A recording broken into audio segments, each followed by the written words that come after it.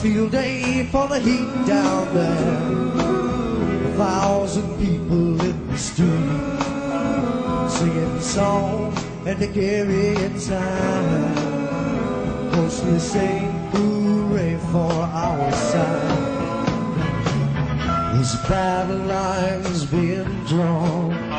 Nobody's right if everybody wrong. Young people speak in their mind, getting so much resistance from behind. We got to stop the children. What's that sound? Everybody look, it's going down.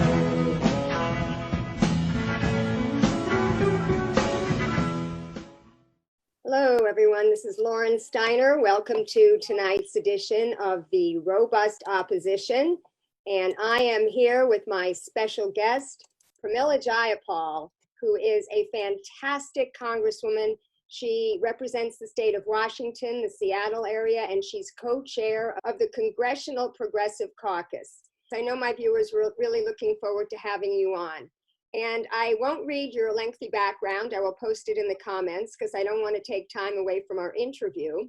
I mainly wanted to discuss the HEROES Act and the Congressional Progressive Caucus, but there's some breaking news today about you guys are going to be challenging Pelosi again on the FISA bill, which is supposedly being voted on tonight. Something that Kevin McCarthy doesn't support. Trump said he'd veto, and actually now you are coming out against it. Can you tell the viewers why you are whipping up votes against the FISA Act? Well, most progressives have not supported FISA in years past because of the surveillance issues. We have generally been against mass surveillance. We've generally been for privacy protections, and often the FISA, which is the Foreign Intelligence Act, violates many of those core beliefs. This year, we led a letter early on when we were debating FISA with some Freedom Caucus members, the chairs of the Freedom Caucus, and Mark Pocan, my co-chair, and I led a letter with a number of issues that we thought needed to be addressed within FISA and within Section 215 in particular, around spying and surveillance of Americans. And we worked very hard to try and get there. I will say that this FISA is better than it has been in the past. There are some very important protections around call detail records and things like that. However, there were still some areas that led to great concern for us. And so we are not going to be able to support it. That is not atypical, as I mentioned, but this year we were really hoping to make some big progress. And I think that in part because we have stood firm and because we have negotiated also to try to get us to the right place, there has been some receptiveness to it, more than in previous years. But unfortunately, we were not able to get everything we wanted. Senator Wyden in the Senate had a bipartisan amendment that would have made an enormous difference. I don't know if it would have gotten all of us to a yes vote, but it would have made an enormous difference. Unfortunately, it failed by one vote in the Senate. There were two senators who weren't there for the vote, two Democratic senators that weren't there for the vote, and that amendment did not pass. And so we were pushing to try to get it included in the House.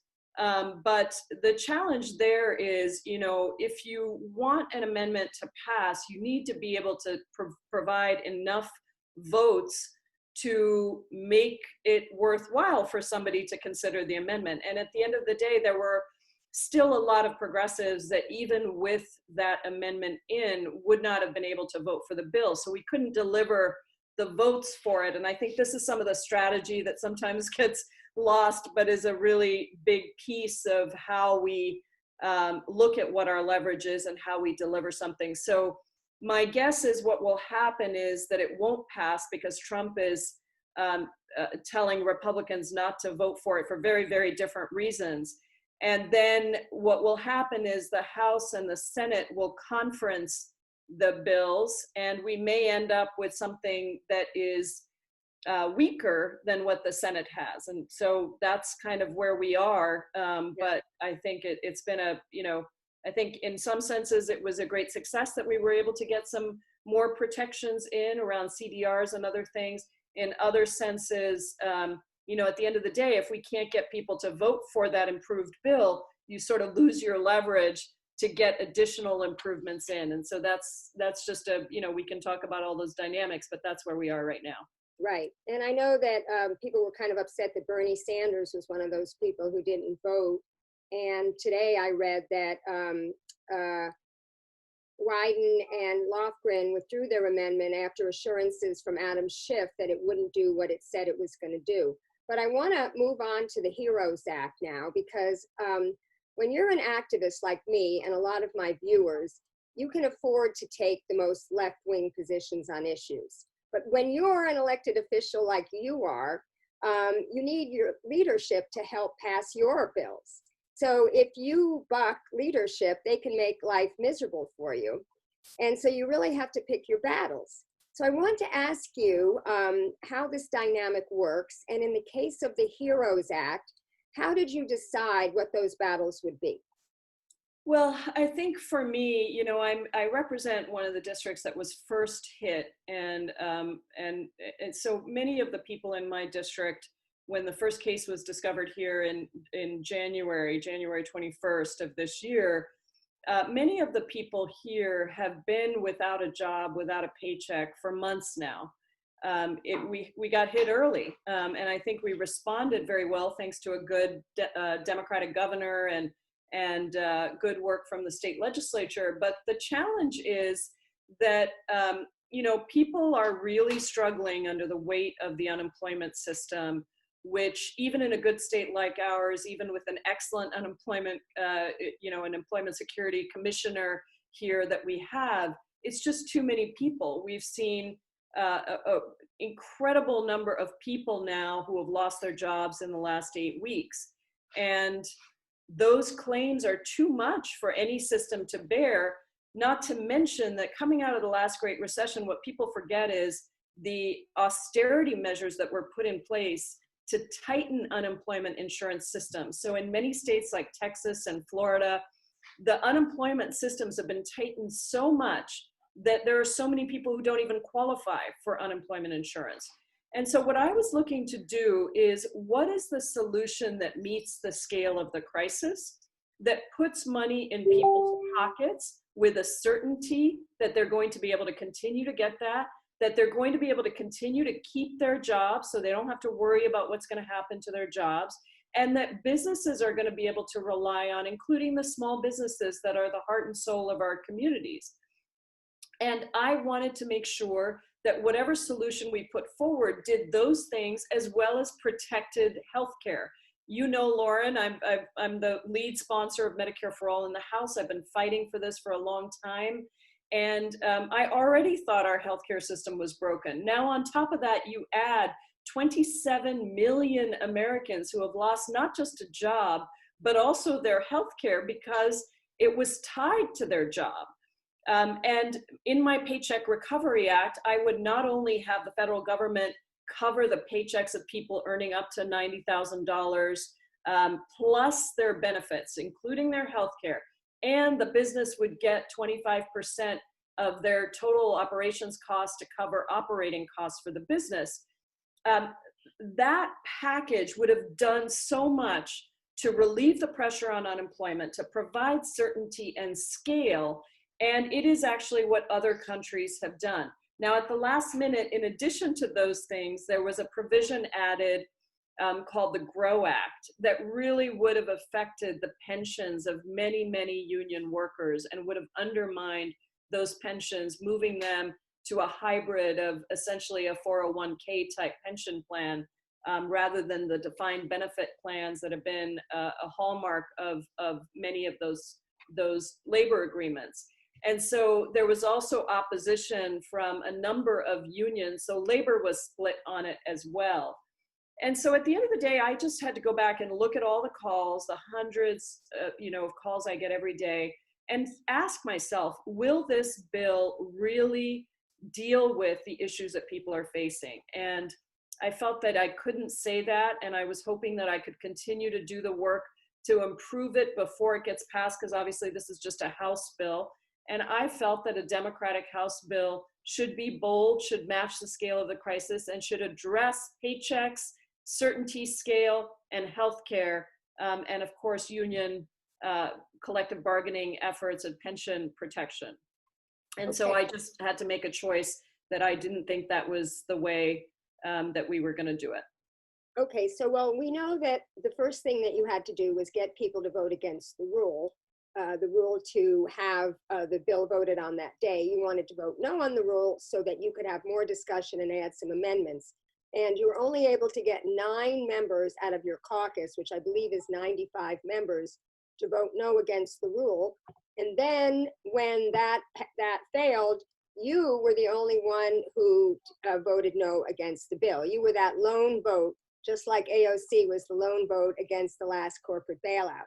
So my next question concerns the Progressive Caucus. It is the largest caucus, but it seems to be kind of mixed. You could be a member of the New Democrat Caucus and a member of the Congressional Caucus and Progressive Caucus.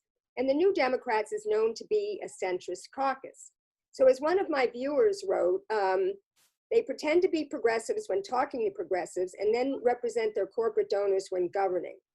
So my question is, do you think that you need to make the Progressive Caucus a little tighter and a little more progressive, maybe have a litmus test or a questionnaire or a pledge? What is your strategy to making that caucus be more effective going forward? Look, I think it's all about votes. You know, you can call yourself whatever you want, but it's not really about the size of the caucus. It's about how many votes do you have? And, you know, on the no vote for the HEROES Act, there were actually a number of New Dems and frontliners who voted no on the bill as well, sometimes for different reasons. But I think that it isn't that everybody moves in a giant block. It's just not possible when you think about the fact that each one of us represents 750,000 people. And so different people have different districts, they vote differently. It's very difficult to get, you know, a giant group of people to move in the same direction. However, don't forget that because of the size of our caucus, we were able to negotiate some very important gains early on in the session. The reason AOC and Katie Porter and some of the other great people that you see on financial services are there is because we negotiated that through the Progressive Caucus. And we said, because we have 100 members, we should get 40% of the seats on these A-list committees. And Speaker Pelosi, at the time, Leader Pelosi, she was vying to be Speaker at the time, said, yes, that makes sense. And so we were able to get freshmen onto the Financial Services Committee, including AOC and Katie. And so that size has helped us often. At the same time, at the end of the day, if you want to defeat a rule, which is, you know, I would prefer to defeat the bill than the rule. It is a strategy, and we can talk about why this is, that one is better than the other. But the rule is a procedural motion, just like a motion to recommit is. And we've seen how motions to recommit are used against us progressives all the time on immigration and other things. I would prefer to just vote against the bill, generally speaking. In this particular case, voting against the rule made some sense because we were asking for a delay so that we could continue to work on the legislation and make it better. And so all you need, you don't need the whole caucus. All you need are the number of votes that you need to defeat the bill. And sometimes it's 17, sometimes it's 18. It depends on who's there. It depends on the makeup of the House. There are a lot of things. And so the idea that we should make the Progressive Caucus smaller doesn't really, you could debate it on its own merits, I suppose, but it doesn't naturally make you, you know, more powerful. You still need the same number of votes. And so if you're saying, well, we have 20 progressive members, we couldn't get those 20 progressive members on the same page on this particular bill. It's a challenging debate to have, and I think there are some good reasons why people voted for it. But there's a lot of strategy in this that I think sometimes, you know, I will say it escaped me as an activist, and now I'm trying to explain it to people more as I'm on the inside, that it isn't as simple as saying, hey, just reduce the caucus, you have 20 members, and everyone's going to do the same thing. No, that doesn't happen now. We don't have 20 members a lot of times who are willing to vote no. And so we do need to continue to elect strong progressives who can actually win. It's not just about running. You got to be able to win. And winning a congressional race is very, very challenging for a whole set of reasons. That's a whole nother conversation. Okay, well, I'd love to do follow-up questions to all these questions, but we don't have time. But since you just mentioned electing progressives, I know it would be suicide for you to back Shahid Buttar, who is taking on Nancy Pelosi. But I mean, do you encourage progressives out there to vote for these progressive challengers? And what do you think of AOC backtracking on her pledge? You know, she was actually going to have a PAC to raise money for progressive challengers, but now she's backtracking that she would challenge incumbent Democrats. You'd have to ask her about that. And what I can say is I am very targeted. Winning, I think it's great when people run, but I just have to say that running for Congress and winning is difficult. And it's difficult for institutional reasons. The incumbents obviously always have, a leg up. But I think for me, I look for candidates who really show that they can get out and organize, they got to show me that, and they've got to earn that first. I was an organizer for a long time before I ran for Congress, and I think that it's good for people to do work in their communities, to show how they can organize, because you're going to need those skills if you want to run for Congress. So I have been thoughtful about where I endorse. I try to endorse a lot of women, a lot of folks of color who don't have the kind of support across the country that they should. I do pick races where somebody's running against an incumbent, but I'm careful about it because I know how uphill it is to do that and to win. Marie Newman was one of the people that I endorsed. Also in Texas, Jessica, I endorsed Jessica in Texas, and she did a great job. She didn't win. She was running against Henry Cuellar, who's an incumbent. But I am careful about that because I think there are a lot of factors. And so I would say to people who are running, run on your record. Run on what you've done. Show that you have done something in your community to make it better. Show that you can organize. I think that's really, really important because the deck is going to be stacked against you if you're running against an incumbent. That's just true. But if you show that you've got grit and you don't expect people to just endorse you off the bat just because you're running and you're a progressive, you gotta show your chops, and that would be my advice to people. Okay, since you started talking about organizing, I have a question about that and how we organizers on the outside can best support what you're doing on the inside. And I think that some of us organized protests, socially distanced protests outside of congressional offices. In my case, we did a Jimmy Gomez to try to get him to go along with you. And it was kind of a creative action, and those are all good. And of course, Bernie Sanders said he would be the organizer in chief. And when he was asked an example of how he would do that, he said he would get people to do rallies in Mitch McConnell's district. Now, we know that rallies are examples of mobilizing. Mobilizing is not organizing. That is the difficult work of going door to door and having these personal conversations. How do you think that activists, individual activists like myself, as well as organizations, whether it's Center for Popular Democracy, Sunrise Movement, how do you think we activists can best support what you guys are trying to do on the inside? Do you think that you should be coordinating with us? Do you think that you should pick specific bills you're going to prioritize? What about the people's budget? You guys do a great people's budget every year, and it never gets any, attention or support. And it's a wonderful thing, I think, for progressives to support. Yeah, I mean, I think that, obviously we try to coordinate, and that's been part of what I've been trying to do. Mark Pocan and I have helped to build and to get started the Congressional Progressive Caucus Center, which is really designed to try to coordinate some of the groups across the country. There's so many groups, as you know, it's very difficult. But you mentioned CPD, Move On, Indivisible, a number of labor unions. I mean, we do try to do that. And I think that we have to continue trying to coordinate better.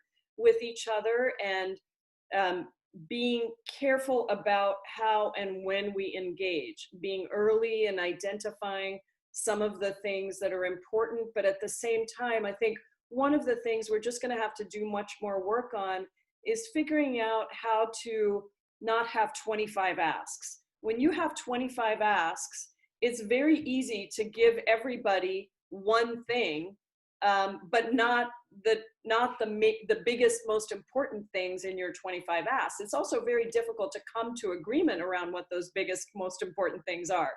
And so both things are true, but I think we get picked off a lot when we're not clear about prioritizing those asks. And that's been very hard for the left because we care about a lot of things. So I think the clearer we can be about what are the systemic issues and solutions that we really want to fight for, and then being strategic about how and when we fight. Sometimes we want to make everything a public battle, and sometimes that's the right thing, but you need to have a backdoor way to negotiate as well. And I'll just say that, on Medicare-for-All hearings, my task was to try to get us to have hearings in the House. That has never happened. It's a historic thing that we were able to get 4 Medicare-for-All hearings in the House last year in major committees of record. But in order to do that, it required a lot of coordinating, a lot of behind the scenes work, a lot of public work, a lot of coalition building work, a lot of cajoling and educating, not just calling out. And so we just have to be thoughtful about having lots of tools in our toolbox, lots of tactics that we can draw upon, and recognizing that sometimes the work that has to happen is very much behind the scenes, and it isn't always shareable. Otherwise, it takes away the very reason you're doing that work, right? Right. Sometimes you don't want those things to be public. So I think the ways that the progressive movement can help and support us is to continue to push for big ideas, to continue to believe that something is possible if we make it so, and to continue to support those of us who are on the inside. And don't be too quick to judge, because it is much easier, having been an activist on the outside for 20 years, it's so much easier to be pure when you don't have to take 100 votes every day. Yeah. But we really do have to do that, and we've got to make a lot of calculations about what makes sense in the moment, and then we just need to coordinate better. That's clear to me. We don't have the kind of coordination across the movement, both on the inside and the outside, that we need to have. And so I'm working on that, on all these things, trying to get us there. Yeah, well, I'd love to help with that, and I could talk to your staff offline. But speaking of your Medicare for All bill, I have a viewer question here. We know that Pelosi, Schumer, and Biden are not for Medicare for All, even though 70% of the people who voted for Biden support it. Did you ever think about withholding your endorsement of him for getting him to say that he would support it? Many of us were very upset with Bernie for not doing that, for basically endorsing Biden for 0 concessions, except for 6 task forces, which most of us consider to be pretty meaningless. And related to that question, people want to know why you were one of the ones on the side to encourage Bernie to drop out, because now it seems really clear that the health and economic repercussions of this pandemic show that his platform was the winning platform. Well, I think people should just always be wary about what they read in one article from an unnamed source. I'm not going to reveal my conversations with Bernie, but I can tell you that Bernie left the race because Bernie wanted to leave the race. Bernie asked for my opinion on, sort of how we move forward as a country. But I would just, whenever there's an unnamed source in one article, just don't believe what you read. So my advice to Bernie has always been, how do we try to get the most for people, for working people across this country? That's the only thing I've ever spoken to him about. And I think that once Bernie decided that he was not going to, that he was ready to suspend his campaign for a bunch of very good reasons. Look, the guy's been running for 8 years. for president. And I think that it's appropriate that at some point he decides for himself about what he's going to do.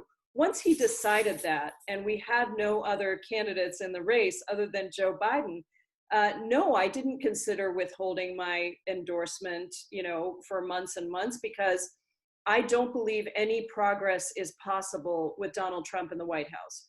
I have spent the last now almost 4 years fighting Donald Trump at every level, crossing the border with asylum seekers who are trying to get into the country, dealing with people who are facing deportation, being with kids in cages and family, moms who are weeping because they're being held in a federal prison just because they were trying to seek asylum, dealing with the environmental consequences of rolling back all these environmental rules and regulations that are killing people around the world. I mean, every single thing, Planned Parenthood, the right to have an abortion. I mean, you go through this list and you see the damage that Trump has done. Now, there was enormous damage before. Trump is both a symptom and a cause, but we've got to get the cause part out, and we've got to address the symptom, yes. But to me,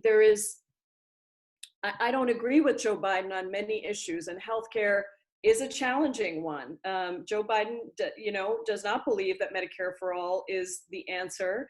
So we are trying to figure out how do we make progress on healthcare, and how do we get to a place where there really is some movement forward in terms of ensuring that Americans have access, universal access to healthcare, that they have coverage that is real, not just access like, oh, there's a doctor over there, but I can't go see that doctor because I can't afford to see that doctor. That's not real access. I'm talking about how does everybody know that healthcare is a right and not a privilege?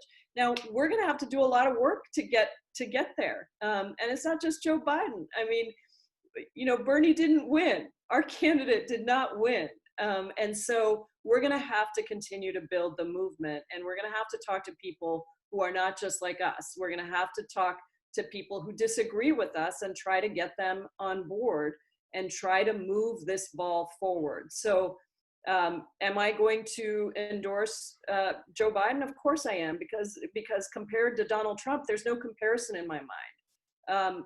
Am I going to continue to try to build a progressive movement to push for a Medicare-for-all type system, whatever you want to call it? Yes, I am, because I really believe that is the answer, just like I believe that we need humane immigration reform, just like I believe that we need to have paid leave and a living wage for all workers, just like I believe that we need to have collective bargaining and free college and forgive tuition. We have to believe in those things, but then we've got to work to bring people on board with those ideas. And Bernie Sanders did an amazing job of really building that movement.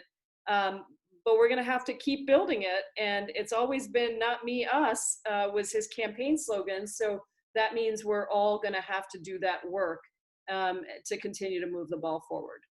Okay, I have two more questions. Hopefully we can get to them quickly. One is about the Fed and the other is about foreign policy. So Dave Dayen and Lee Found wrote a great article today. It was a joint article of the American Prospect and The Intercept, and I've been following this closely. The article started out with, Congress made the choice to empower the Fed rather than figure out how to adequately support the rest of the economy and its citizens. And he details how Jerome Powell, who used to work for the private equity firm Carlyle Group, I found out a lot about him, opened up this, the spigot by buying all sorts of corporate bonds and backstopping them, even junk bonds, so that these corporations and banks were able to go to the Fed and not go to the government programs, which required that they keep their people on the payroll, companies like Boeing and some of the airlines.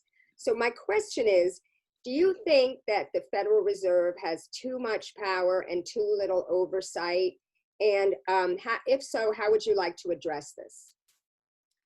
Yeah, look, I think our whole financial system is a mess. Why do you think we have the highest inequality since the 1920s? We had 60% of Americans who didn't even have $400 in their bank account for an everyday emergency. So our system is built in a way that privileges the wealthiest people and the tiniest number of the largest corporations. It is not built for everyday people. We don't have the structures in place to give accountability to that. We don't have the power in place in our Congress for a whole bunch of different reasons. And we have a Republican Party now that has locked themselves in, lock, step, and barrel with this president. And so there are all kinds of issues structurally in power dynamics. And the Fed is just an example of that on many different levels. But it's not, you know, it's a systemic issue across a whole host of things. And we have to think about how we create an economy that works for everybody, how we think first about the working people across this country who deserve to believe that there is a better future for them, who deserve to believe that their kids' lives are going to be better than theirs. And then that is the economy that we need to work towards. And, you know, the labeling of things, whether it's progressive or socialist, on the negative side, you know, if they want to really hit us, they call us socialists. Of course, we know that young people today don't think there's much wrong with socialism, and certainly democratic socialism that you see in Europe. But whatever the label is, it needs to be an agenda for working people. You need to have the ability to put food on your table and a roof over your head and have dignity. But I'm specifically asking you about the Federal Reserve, which is a semi-autonomous entity that does not. But Lauren, you can talk about the Federal Reserve, but the fact is structurally, we are operating for a country that serves the largest corporations. And that is how the Federal Reserve has been built as well, right? So I think, you know, you just have to look across the board at all of the institutions we built. The Fed is just one of those. And we've got to be willing to deal with those structures, and that's going to require a lot. That's not going to be an easy task at all. Okay, so my last question. I'm so sorry, Lauren. I have to get off now, but Russia and China and global trade. It's real. One quick question. You're gonna have me faint on you, like literally. I need to go put ice on my forehead. Okay. So thank you so much for having me. All right, thank you so much. And I'm sorry about your cut, and I hope you don't get a bump. Thank you. Okay, bye-bye. All right. So that was Pramila Jayapal. Just so you know, my last question was this. I will ask it of nobody. We have turned first Russia and now China into the new boogeymen for all the benefit of the military-industrial intelligence complex. But we need to be working with these governments on things like the pandemic, the climate crisis, nuclear war, and progressive global trade policies. Historically, has the Progressive Caucus addressed foreign policy? And if not, do you think they should start? Okay, so tomorrow, for those of you who are interested, I'm going to be doing a show, Delegates Removed by Sanders Campaign Fight Back. And my show is with David Bright and Seth Berner, and that is his name, from Maine, and Nicole Reed and Liano Sharon from Michigan. So that show is going to be at 5 p.m. Pacific time and 8 p.m. Eastern time. I hope that you enjoyed this show, and I hope to get you some more congressmen, members, and newsmakers in future shows. So thank you very much. Stay home, stay safe, keep fighting, and share the show.